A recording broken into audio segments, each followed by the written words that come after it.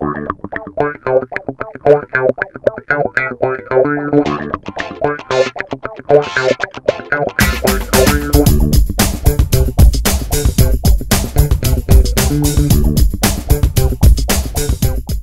and welcome to London Real. My name is Brian Rose. With me is my extraordinary co-host, Mr. Nick Gabriel, and joining us today is Ms. Sandra Clark, who's an entertainment reporter at HollywoodLife.com, straight from LA. Welcome. Thank you. It's nice to be here. Are you feeling London town? I am. I'm feeling London town. Well, I don't know. It's not raining right now, so. It just rained, and then it just went sunny, and then it rained again. And that's just how we do over here. Yeah. It's a small sacrifice to live in such a wonderful cosmopolitan city. Is it a small sacrifice? It is. That and tiny refrigerators. The past couple of weeks have been oppressive, man. Yeah, it's been a rainy summer. Oh, it's been raining the entire time I've been here. Yeah, it's been a bit like that. But anyways, but I'm glad to be here. Everyone at London Real has been asking questions. They want to know a lot about you. So I'm just going to get right into it. Okay. And I want to know, what is the difference between a paparazzi and what you do? Okay. Yeah, a lot of people say, they call me a paparazzi or paparazzo. Paparazzo, that's another name for paparazzi. Was that the plural of? Paparazzo is the singular I get okay. of paparazzi. And it's very different.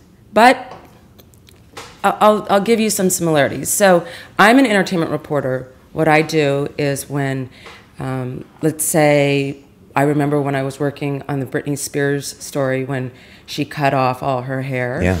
Remember that? I do. And I had to drive to the hospital at like 2 a.m. because she was taken to UCLA. So drive to the hospital, and my job is I need to find out what's going on. Is she in the psych ward? Is she, is her dad there? Where are her kids? And I'll gather all this information, but I work hand in hand with the paparazzi. They always say, it's funny because they don't have a great rap, the paparazzi. Okay. But I'm friends with all the paparazzi because they know what's going on. They have these radars. And whenever a story breaks, I just call my friend Belly Alexander. He's an amazing paparazzo. And they know what's going on. And, they're not all bad and they're not all creepy. So they take the pictures and you write the story? Yeah, they take the pictures. We need them because our stories, especially in the magazines, it starts with the picture. We have to have a picture because it tells the story. And then once they take the pictures, we decide which pictures we want. And then from there, we find out all the details of the story, what's going on. But you want to be pals with them, and help them out and get them a coffee when they're waiting there for, Britney Spears to come out of the hospital. And when you show up to the hospital at like 2 a.m, are there 20 of your competition all trying to get the story? Sometimes, and that can be really annoying. Do the doctors know that not to talk to reporters? Yes, yes. So I'll tell you this great story. Okay. I mean, it's awful because most of these stories are so negative, and we'll be like, great, because it's a story. When Michael Jackson died, I went to UCLA, and they just blocked off the entire hospital from letting any reporters get in there. Mm-hmm. And so what I did, a lot of what I do is undercover. And so an undercover entertainment reporter, I think you just have to be undercover if you're an entertainment reporter. And so what I did is I saw a woman outside taking her lunch break, and she had her guest badge on, her sticker. And I said, can I buy that off of you for $50? And I gave her cash, and then I went in, and I could get in. Wow, that's devious. And I was walking around, all of a sudden, I saw where they were going to have the conference, where Jermaine Jackson was going to come in, and he was going to make a public statement about what happened to his brother, all top secret. And I'm, of course, wandering around, and I don't want to look like a deer in headlights, but I'm asking people, where's the bathroom, and always walking around to the bathroom and looking to see, where. I mean, I think I got some information, but a lot of it is a lot of sneaking around, and that's why it's similar to what a paparazzi does. Obviously, a paparazzi, it's hard for them to sneak around with a big camera. What are you trying to get? A little detail that you use later to write in a story? Yeah, you want to be, when you're a reporter, you want to have you want to be the first to publish it. Okay. So any little thing that I can get before anybody else gets, you want to go with it. And you put it online, so you do it very Put it fast. on, yeah. So you're almost like a paparazzi in that you turn around very, very fast. Yeah, really, really fast. But the thing, the question I want to know the answer to is like, how do you verify the source of your information? So like, if you're in that building where Jermaine Jackson was going to give that speech, right? And you overhear something, are you able to send that through to your editors? Yes. That's fine. That's all you need. Yes. When it's a breaking story like that, yes.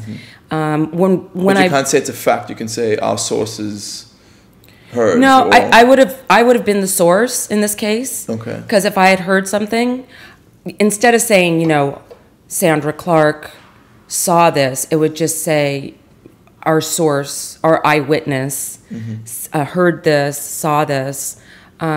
When I worked at Star Magazine, it was a little different because we were always working on ongoing stories. It was always something about Jennifer Aniston and the new guy that she was dating. And for instance, I had to go to Telluride, Colorado to follow Jennifer Aniston and Vince Vaughn. And it was the best job because I got to ski for, 2 weeks and go to the best restaurants, basically just looking for Jennifer Aniston. That's cool. And, you start talking to people. And what I do when I have to travel is I make friends with everybody. I make friends, for instance, with the skiers that are helping you get on the chairlift, to the valet people, to hostesses at the restaurant. And I just say to them all, if you hear anything, will you call me? Okay. If you hear anything, call me. Why does this industry exist? Because the first thing we got from a bunch of London Reelers was, why do you have to do this? How do you sleep at night doing this? But obviously there's a demand for this, and I even talk to friends of mine, and they'll be like, did you hear that Brad Pitt this? And I'll be like, what are you talking about? Why is that on my radar? But people talk about it. They do. Is it women that consume what you write mostly, or is it men and women? I think it's men and women. And why? I think it's mostly women, though. It's entertainment. It's fun. We want to know what other people are doing. People are really interested in what other people are wearing, what other people are eating, what people's relationships are like. And I think that when you can get an actor and humanize them, there's something comforting about that. Now, for instance, in Star Magazine, we had a section that said they're just like regular people. Oh, stars without their makeup kind of thing. Yeah. No, this was more like they go grocery shopping. Okay. Duh. I think the thing is that tabloid journalism and entertainment journalism, like what you see on TV, it's all the same thing. The top TV shows like Entertainment Tonight and Access Hollywood and Extra, these are popular, syndicated entertainment shows that air every night, really, really popular. They get their news from me. They get their news from the paparazzi. So we do all the work, and then they can say, oh, according to Star Magazine, Brad Pitt and Angelina Jolie are definitely engaged. Is this ultimately LA consuming LA stuff? Because I don't see the equivalent in London or even New York. Maybe in New York there is. There's a lot of this in New York, but definitely in LA. And it's the same thing. We're all spewing out, that shouldn't really be the word spewing out, but it is all the news, that everyone is just kind of jumping on the bandwagon, and people just are interested.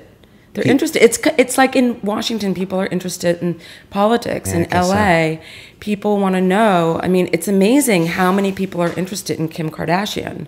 Is it amazing or is it sad? It's sad. It's sad. But it's peculiar. It's peculiar.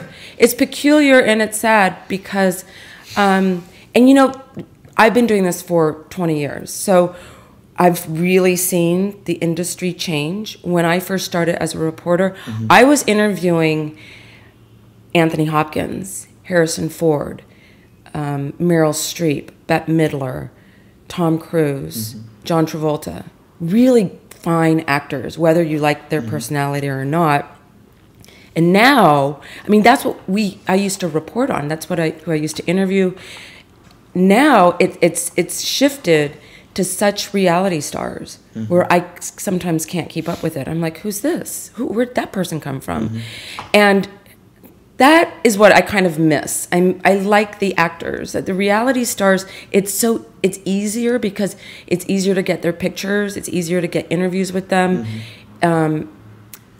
But I think it's more interesting. I prefer the performers and the writers and the directors and the actors versus all these reality stars, because there's so many reality stars. Gosh, I mean, Kardashian's a good example. I mean, you can take one stance as to hate on her and say, why does this woman exist? I mean, I think she really got famous with a sex tape She did. 5 or 6 years ago. She was no one until then. And even Joe Rogan talks about her. He's like, I can't knock her. She's built a whole business around this personality, and I don't remember what she did, but she got there, and then she built a reality show based on what?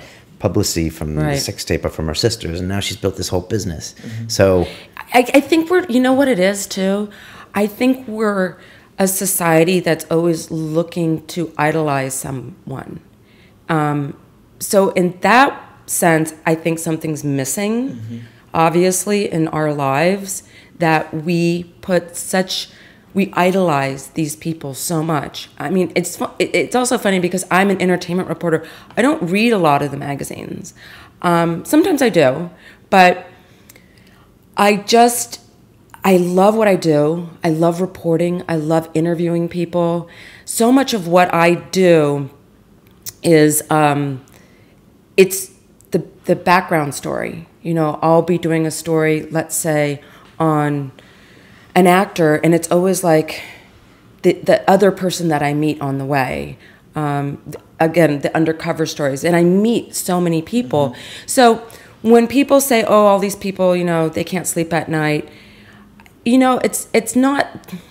Yes, it can be cutthroat, but most of the reporters I know are just everyday people. They're not mean-spirited. They just love to have that adventure in their life. Do you ever feel that maybe your skills as a reporter would be better suited or provide more value to the world if you were covering the scene in Haiti after earthquake as opposed to trying to find out what Kim Kardashian had for breakfast? Or do you know what I mean? You know what? Yeah, I see your point, and that's an area that I would love to do that as well. You know, whenever there's breaking news, I want to be there, and I would love to be in Haiti. That's amazing. I would love to do that. For some reason, my very first job after I graduated from university is I got to host my own entertainment show that aired in Japan, and that kind of just fell in my lap. And I've always, you know, and I've covered hard news stories before. Okay. And they're really fulfilling. They're also really hard. Yeah, it must be tough on your It's psyche tough as well. I covered something called Columbine High School Massacre. Yeah, that's intense. And that was, you know, what I like about my job is that I really do bring a human aspect to it. I feel like when I started working at Star Magazine, I had a problem with it at the beginning because I felt like it was so negative, and I thought, why am I gonna, you know, work on these stories that seem so negative? And again, they're not all negative, but when I was doing my entertainment show for the Japanese TV station, I always had a fun show, but I always made sure that in at least one story there was something really informative, and it would help the people watching, whether it was about eating disorders or alcoholism or cutting. So with my stories now, and then when I went to work at Star, I always felt like I was bringing light to a place that there was a lot of darkness.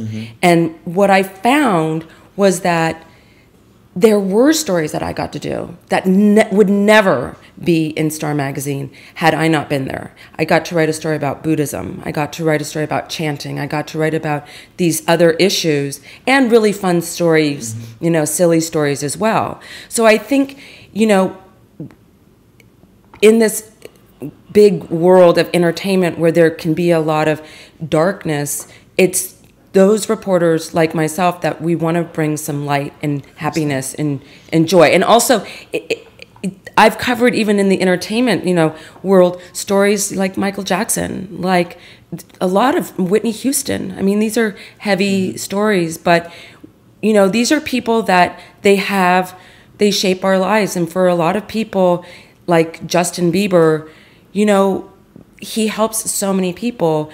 Like there's a little girl that has cancer, and the only thing she wants is to meet Justin Bieber. Oh. So there's a lot of good that can come from it. And if you focus on the good, then... Fair enough. Yeah. I guess it's easy for our perspective to just say Justin Bieber is... If he got nuked tomorrow, it wouldn't affect us, and it would make the world a better place. But I guess, I guess it does inspire people and girls. And, ultimately, you're employed because there's a demand for what you do, right? And ultimately, everyone has to make a living, whether it's you or me, whether you're hustling stocks or hustling an entertainment reporter. There's obviously not a demand for 50 people in Haiti because no one gives a fuck, really. Right. There's probably a need for 3 people in Haiti. But there's not, because for a lot of these stories, there's so many reporters covering. Mm-hmm. Is it tough to make a living doing this? No, I don't think so. Okay. What do you good, it's not tough. But right? What's interesting is that I see a whole different world, though. It's a machine. What do you see? You're talking about Michael Jackson and Whitney Houston. You see Hollywood stars melt down on a regular basis. Oh, yeah. And you see some successful. And you live in Hollywood. What have you learned from all this? Or what could you tell us? Because, it's interesting. It's interesting because I grew up in the acting business. I started acting when I was like 5 years old. That's crazy. And loved it. And when I ended up going to college, I didn't want to major in acting because that didn't make sense to me. Mm-hmm. So I thought I wanted to do everything. So I thought, I really liked Oprah Winfrey, and she was kind of first starting out. And when you're a reporter, you get to do everything. You get to learn about everything. And but it's what I've learned in this profession is that it's not what it seems. It's not. That's why I can see, like, I was reading a magazine the other day, and it was Jennifer Aniston, and she looked really beautiful. And I started kind of like, oh, I want, my skin to look like that. I started like this comparing thing. And I was like, I don't like that, and I think a lot of people when they read these magazines, because then I was like, oh my God, this is like, this isn't reality. It's like Photoshop and, There's that, that song, Sunscreen by Baz Luhrmann? Yeah. It's a 4-minute song where he's just dispensing advice to the class of 97. Yeah. And one of the lyrics is, do not read beauty magazines. They will only make you feel ugly. Yeah. And, that just came to mind. That's why I don't really get to, it's not real. And that's what I want people to know, is to have fun with it. And not take it so seriously. Do you find that the celebrities take themselves really seriously? Not all of them.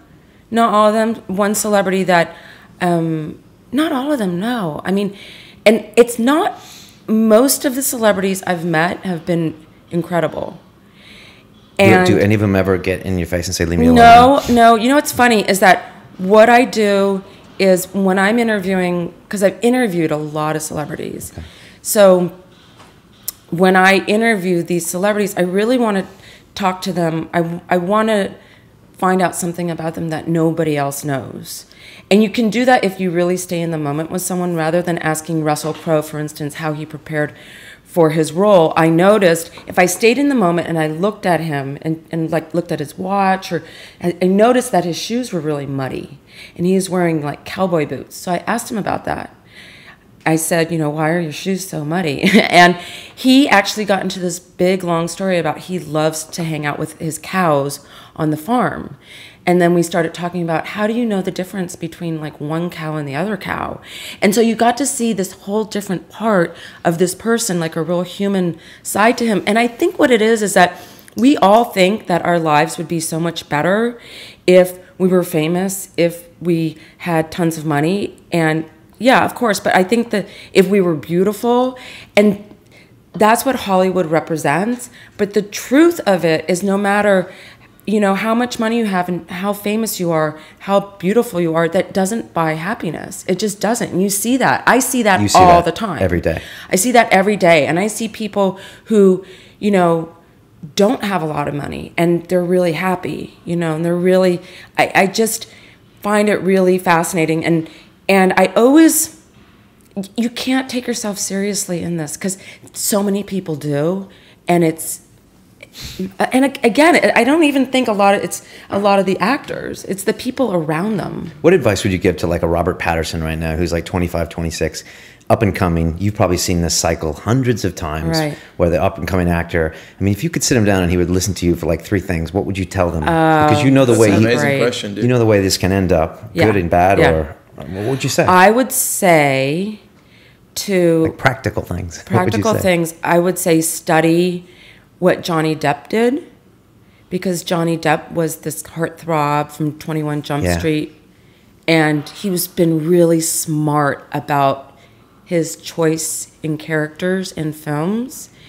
I would say... You know how Johnny Depp started on 21 Jump Street? Because he was like the heartthrob, and they wanted to make him into the next Hollywood heartthrob. Right. He put the brakes on, and he's like, I'm not going to be that guy. He started doing right, Edward Scissorhands and stuff. So he did these characters. You want to... You know, because I interview a lot of, you know, experts for what I do as well, casting directors and life coaches. And so for Robert Pattinson, it's so important to, you know, be really choosy about your parts, you know, and follow your heart and do those independent movies that you love. And he's been doing that, which is really smart. Because once he's done that, then he can do the blockbuster stuff. Right. I would say... keep your sense of humor with reporters, because we're your friend. I mean, it seems like I know it's so funny, but it's true though. It's like Sharon Stone, for instance, has a great sense of humor, and she loves the press, and the press really love her for that because they respect her, you know. But she still will give them what they want. Okay, and so. So they need a relationship with the press. Well, it's a relationship. I mean, none of these celebrities would really be where they are without the press. That's and true. We wouldn't be where we are without their meltdowns. So Robert Pattinson wouldn't be who he is if he wasn't splattered all over these magazines. And so it's a love-hate relationship. And we need each other. Have you ever actually someone? Oh wait, third Robert Pattinson. Yeah. I would sense of humor. Yeah, and I would have him study like films like that Sean Penn. As you know, I love Sean Penn. I think he's an amazing actor, and just for him to take his time and not to do any more. What about the people around him? I mean, who should you keep around you? Should it be like Entourage, where you No. take your boys from Boston? But I mean, those are the people you grew up with, or should you you hire yes men? And Mark Wahlberg turned out okay. He did turn out okay, I guess. Maybe he had some bumpy patches. No, he did. He's amazing. I love Mark Wahlberg. I would say. Yeah. Oh, he's a cool guy. Yeah, very cool guy. Okay. Yeah, and they're all different in real life. They're small. They're big because you think crazy, these people are bigger than life, and then you see them. Like I remember I interviewed the Olsen twins. You know, Mary-Kate and they were so tiny. I was like, where are you? I mean, they're little. Didn't you see Angelina Jolie at the Chateau Marmont, and you said she was small? She was small. Oh. She was small. Yeah. All of these people they're so different, you know. So Sandra, you said you've been doing this been in this industry for almost 20 years. Yeah. So you've obviously seen, have you ever, any of the celebrities that you've dealt with, have you watched how they've metamorphosed? Well, that's probably yes. Have you seen them from the beginning of their career change to like after 20 years of being in the industry, have they become jaded and cynical and...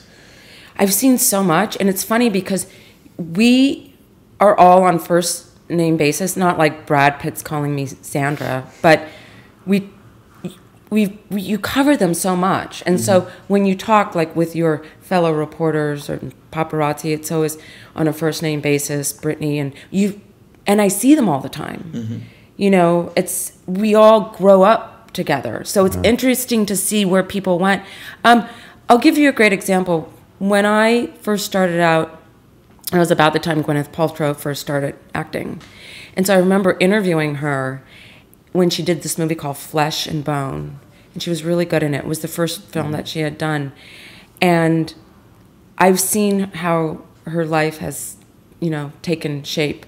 And she's done really well for herself with the roles that she's taken and, moving to London and marrying Chris Martin.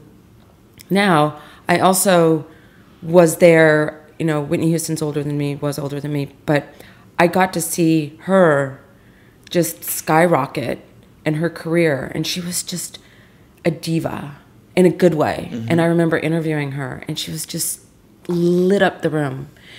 I get like goosebumps, because one thing that these actors have, or celebrities, reality stars, not all of them. I'm not a fan of the Kardashians. I'm just not. They annoy me because I don't find anything of substance. I just don't. So it's annoying. It's such a big narcissistic family that is repulsive to me. Yes. Okay, so what I was talking about, what was I talking about? So you were saying some of the celebrities, there's a certain thing about them. Whitney Houston. Oh, that they have this amazing charisma. They have this spirit that's really alive, and that's what people like. There is something about some of these people. Like Whitney Houston, when I interviewed her, she's just electric, and it was really sad to watch her do that reality show with Bobby Brown, and to see her life just crumble, and to see like, where was the help? Where, like, when I think of Michael Jackson, I was like, this guy is so freaking loaded. Like, why didn't he have like a great life coach? Is that because they're not accountable to anybody? Is that because the end of the day? Yes. It's because they don't have that one person who is saying, what are you doing? Right, because they don't. What are you doing? Right. You know why? Because what happens, and Rihanna's a perfect example, in my opinion. I'm not crazy about the direction her life has taken. I saw her when she first started out, and she was a machine. I mean, it's Rihanna the machine. It's not Rihanna the person. Because when you hear a Rihanna song, you think it's Rihanna. It's a machine. Marketing machine. It's a marketing machine, and unless you're grounded and you have done some soul work, which I think you get that with, first of all, you want to be interested in that spiritual side of your life, but it's through experiences and having a really good support system. But I've noticed that when I first saw Rihanna at the American Music Awards, she was singing Umbrella, and she was really good, and she could dance. And then I saw, wow, she's gotten bigger and bigger and bigger and bigger. And now it's just, I don't know where the person is. I don't know where the person is. A friend of mine who, he works with a lot of celebrities, he says, there's a saying in the business, which is, a celebrity's mental age stays stuck at the age in which they became famous, because from that point, they never have to do anything else for themselves. Do you agree with that? Not with all, but because it is such an egocentric business. You better have some good support around you. Otherwise, you will think you are the king. And you will think you can do whatever you want. You will think that you can treat people like shit. And that's just a turnoff, And I've been around certain celebrities who are just gems. Meryl Streep will look me in the eye, doesn't matter what publication I'm working for, and we'll have a great, intelligent conversation. She's old school. Yeah, she's old school. Tom Hanks, old school, amazing. Tom Cruise, really nice guy. I'm not crazy about Scientology at all. Is Scientology everywhere in Hollywood? No, yeah, they own a lot of property. Are you a Scientologist? No. It's okay if you are. I was kicked out of the Scientology building. Do you want to Really? hear that story? Yeah, let's hear that story. Okay, so I Now you're had talking. to I had to report on Katie Holmes. She had a baby shower at the Scientology Building, which is where I used to live very close. See, Nick, look at me. We're interested in this story. Yeah. See, we're interested, we're right? consumers, aren't we now? Right? All right, go and ahead. so, but this is the fun story. So I go there and I have to pretend, obviously I can't go in there and say, hi, I'm a reporter with Star Magazine. Where's Katie Holmes? They'll kick me out. And so I went in and I pretend, that I just moved from Canada, didn't have a lot of friends, played dumb. This is where my acting skills come in. Just kind of looking around like, oh, this is really neat. And it's kind of like Buddhism and asking lots of questions. And one of the guys there thought I should work there doing their PR. They could have gotten me a job. And Star actually wanted me to work there part-time. I was like, undercover. I'm like, are you crazy? So this is how the story goes. I'm going to a couple of their meetings, and it's very weird, and it's just weird. Go to the bookstore. Acting as a Scientologist? Are you acting as a potential member? No, yeah, I'm acting like I'm really interested. Okay. But it's just very bizarre. And so the next day I went back for breakfast. And when the waiter came over, I said to him, and I knew I was going to get in trouble, but I had to do it. I went to an all-girls Catholic school, and so I think I'm still like trying to get into trouble and trying to get away with things. So I said to the waiter, do you have any leftover cupcakes from Katie Holmes' baby shower? And he just looked at me and was like, what? And after that, I felt like people were watching me and staring at me, followed me to the bathroom. Then one person said, you're going to have to come downstairs and we need to talk to you. And I was like, shit. I'm like, oh my God. I'm like, what's going to happen? And so I went downstairs. And they were like, you're not who you say you are. And we want to know. And I said, I am. And I told them my name. And they were like, well, you're a reporter or something. And I was like, no, I'm not. And meanwhile, my boss is calling me on my cell phone and I'm starting to sweat. And the phone is ringing, and I just kind of played really dumb. I was like, well, I bought all these Scientology books. Can I get my money back? And she said, well, if you give us your address, we'll mail you a check. And I said, I don't have a checking account. And so I didn't get any of my money back, but they escorted me out. And then I went back. Oh, and then I tried to get my parents to go to a party for me. They wouldn't let my parents in.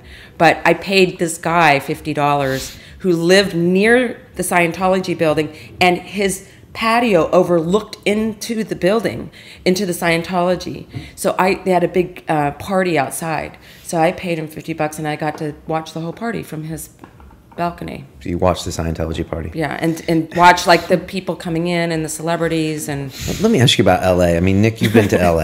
Yeah, a few times. I'm from San Diego, so it's 2 hours south of LA. I've lived there for like 3 or 4 months. LA is a funny place. Every time I go there, I don't like it. I stay in West Hollywood. I go to the Sky Bar. I cruise around. I go to Earth Cafe and have an omelet, and I just don't like it. I can't walk anywhere. I have to drive everywhere. It's a pain in the ass. The vibe I get is just weird, and I just don't know if I could live there. But do you love it? Or what do you say to people that come in there and they're like, it's all air kisses and we'll do lunch and la la la la? I mean, you know what? I love where I live. I loved where I lived in Hollywood. You really have to find the energy, the area, what vibes with you. I love London and I love New York. So I live in Venice. I live on the Venice canals, which is beautiful. I can walk everywhere. I can walk to Abbot Kinney, which has really cute stores. I can, and then if I'm in Hollywood, I can kind of walk too. But it's a love-hate relationship too. But, it's got its pluses, but I can see how it can leave like a weird taste in your mouth. But it's where you do your business, and you love what you do, and you're going to be doing this for a long time. Yeah, I love what I do. I go to New York a lot. I love what I do. I mean, I had to like put away my cell phone because I kept looking for stories, and I'm on vacation. I'm like, what am I doing? But I'm looking for a story wherever I go. I mean, times in my life when I didn't have a job, I remember my job at NHK ended, and I had worked there for a long time. That's Japan's largest TV station. And I worked there for a long, long time. And so I had a break. And I remember one day I was sitting outside of a grocery store talking to a homeless man about his life and his dog. And I went and bought him like a toothbrush and I wanted to steal his dog, but I didn't because I thought that wouldn't be nice. But it was great because I was interviewing. I'm always interviewing people, and I get paid for it, and I get paid to do, like, you know, go to parties, and, you know, some events are fun, some aren't, but it's always fun when there's a really fascinating story. So yeah, sometimes it gets boring if it's just always about, you know, what, you know, Kim Kardashian dating Kanye West. I try to find if there's any interest in this at all. But yeah, I love what I do, and I have so many crazy stories. Always crazy stories. Would you want your son to go into acting? Yeah. Yeah. Why not? But I would love him to just be a rock star, because he's 18 months old and he's already playing the guitar. And yeah, you know why? I wouldn't have a problem with it at all. I loved acting when I was a kid. Okay. I probably would have still done it, but the part of the acting that I loved when I got older was researching. You know, I did a lot of like plays, and I really liked that part of acting. I just didn't like the business. You know, I went on some auditions later, and it was so not about your acting skill. It just didn't work with me. What was it about? It was about, you know, how big your boobs are. Like, I tried out for Tarzan, and I went in as Jane, right? And that movie with Christopher Lambert, right? No, it was like a TV show, but it was Jane, you know, was very proper before she became, you know, Tarzan's girlfriend. And so I went in, of course, wearing this very proper looking outfit. And this was years ago, and it was perfect for the part. And everyone else in there like was wearing like a bra, or like falling out of a bra, and it was so much about that it was just, it's just, if you love, I tell people, if you really love acting, give it a shot, but go and do Broadway, go and do plays, because that's really fun if you really like acting. But, you know, if you love acting, also try reporting. It's really fun, because you have to think of, it's acting. You know, it's, if you want to be a movie star, that's different. That's just different. You got to have certain things already. You have to have a lot of charisma. You have to have a lot of confidence. But anyone can do it. Mm-hmm. You know, I mean, I saw Cameron Diaz when she first started out, and she's huge now.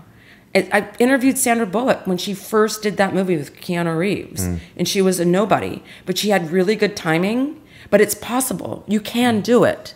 Do you see all these kids like getting off the bus in LA when they're like 18, going to find their dream? And do you find something kind of sad about Hollywood Boulevard, or do you find it? Yeah, is it just the business? I think it's just such a business. I want people to know that, you know, that it's a business. And so it blew my mind when I was in LA is everyone, every waiter, every barman, like they're actually an actor or an actress. Or writing a screenplay. Yeah, or someone involved in the industry, but like they're just waiting to make it break. Just blew my mind. You know, sorry to cut you off, but there is something really magical though, too. So there's so much focus a lot on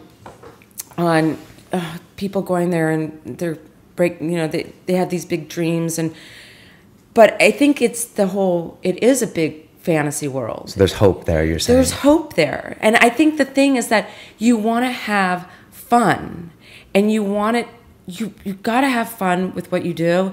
And that's what I do. I mean, every day for me, and when I cover a story, I first and foremost am going to have fun. When I went to Hawaii to go try and find Britney Spears, in Hawaii, big Hawaii, we were in Maui, I would go whale watching every morning, or I would go snorkeling, because I knew if I was having fun and if I was in that zone, I would find the story. I would find the story, and I would meet the right person. And for me, it's all about trusting my instinct. Like, I'm going to walk down this street because it feels good. And then I'm going to meet, you know, it's just, again, I say that, you know, for an example of just really, you don't want to use your head too much. You really want to follow your instinct. And I think that, and I always found the story, but whenever I would, you know, get stressed out and be like, I got to go here, I got to go there, I would never find the story. I would never get the good interview. What do you think of the London press? Because when I first got here, there's the tabloids. They always seem to be like ripping down the stars here. Do you think they do that more in Britain than they do in the States? Well, it's funny. Okay, I used to work at National Enquirer.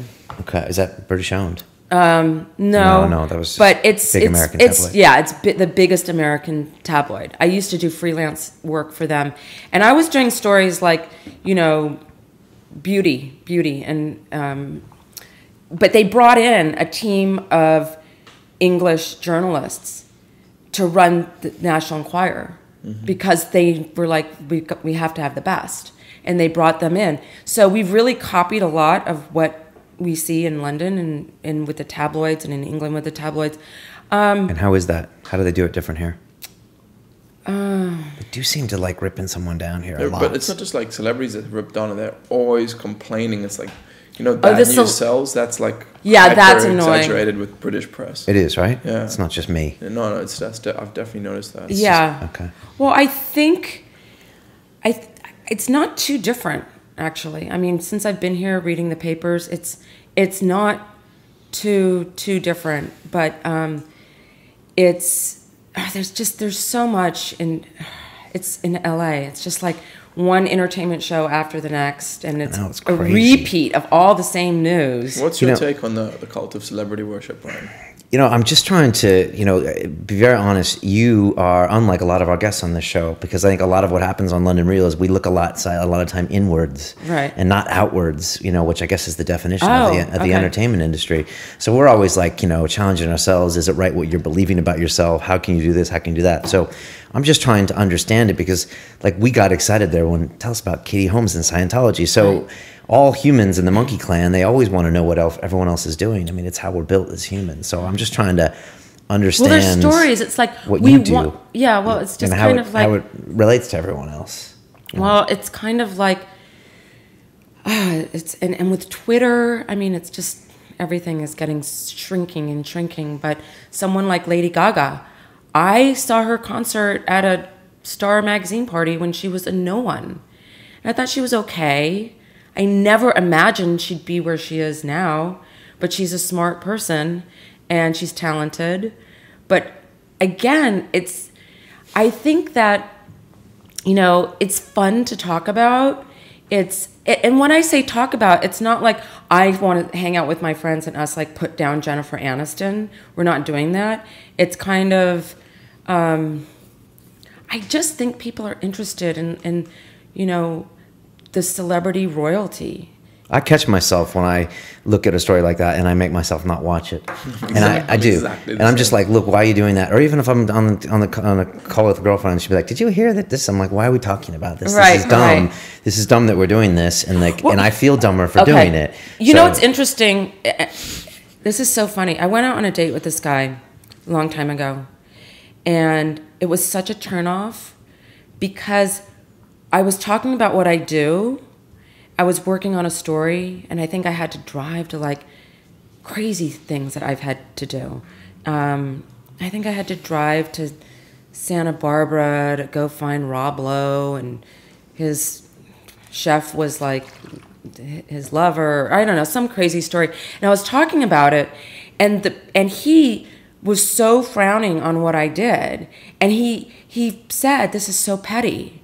And I took it as such an insult because there are a lot of people who are like, this is just petty. And and you know what? It's for some people, it's, I don't know, it seems like so patronizing when I hear someone say that, because it's telling me that what they think or what they're doing is better. And this person is really like into spirituality. But I'm really into spirituality. You know, here I'm talking to my channeler while this is a great story. I'm trying to find Jessica Simpson's house because she's having a baby shower. And I'm driving around the hills, and I'm just not happy. I'm feeling not good about myself. I'm feeling like I gained weight or something was going on. And I had a session with my channeler. Hey, you know what a channeler is, right? No, tell me. Now so I have a channeler this woman named Natalie Gianelli, she channels a spirit named Dr. Peebles. Okay. And Dr. Peebles lived in the 1800s. And if you're familiar with Abraham Hicks, Esther Hicks is a woman, and she channels a spirit named Abraham.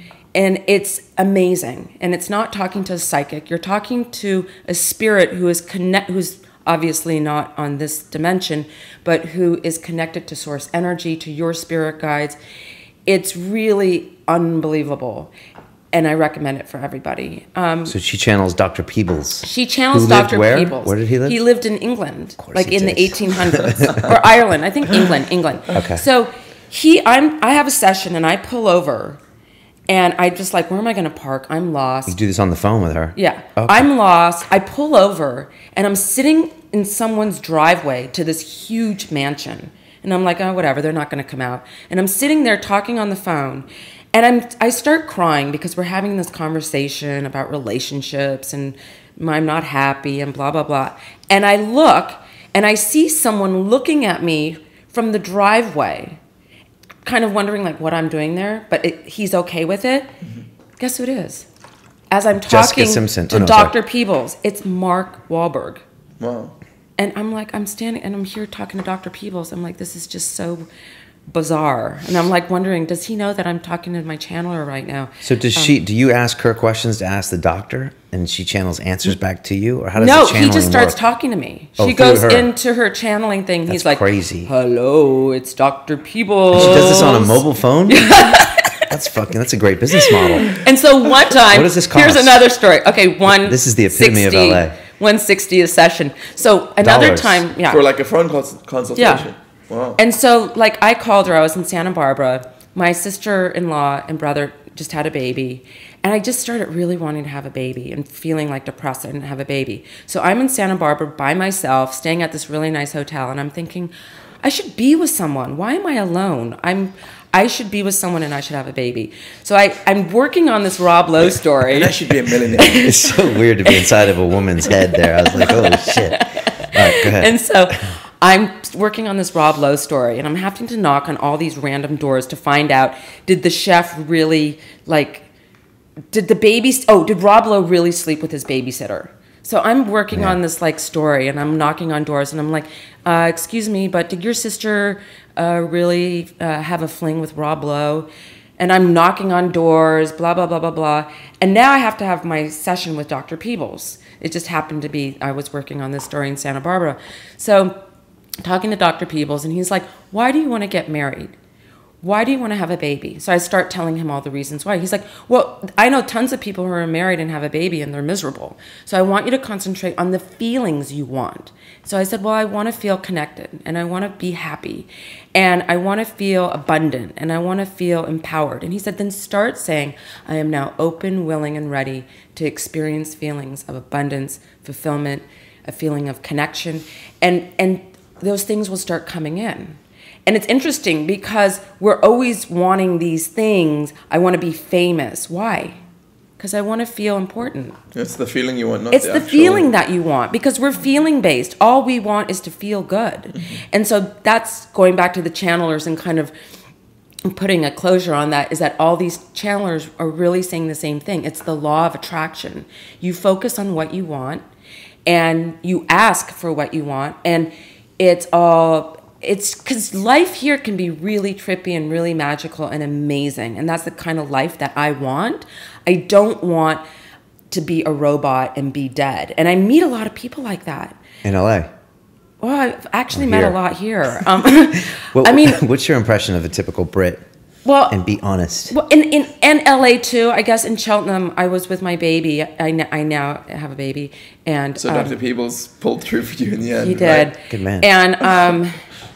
And well, I guess maybe it's just me, but I was waving to some people on the bus because I was showing Alexander the bus, and I was waving to everybody on the bus, and they all looked at me like I was completely crazy. You're walking in the bus doing that. Yeah, I was just waving, and they were looking at each other. I'm like, doesn't anyone know how to say hi? Yeah, they don't. And, and this other lady was sitting next to me drinking a latte, and I was just sitting there, and I said, is the latte good? And she looked at me, and she was just like, what? I'm like, is the latte good? And I just wanted to spark up conversation because I love talking to people, but... Because Because they're also terrified, right? Yeah, They terrified. live in their little boxes. Yeah, It's a different culture over here. It's a different culture. Just, you know. Oh, but then I just have to say, I asked Dr. Peebles. I'm like, I can't believe I'm paying Dr. Peebles $165 an hour, believe it. and I'm asking him about Rob Lowe because I'm like, maybe he can help me with the story.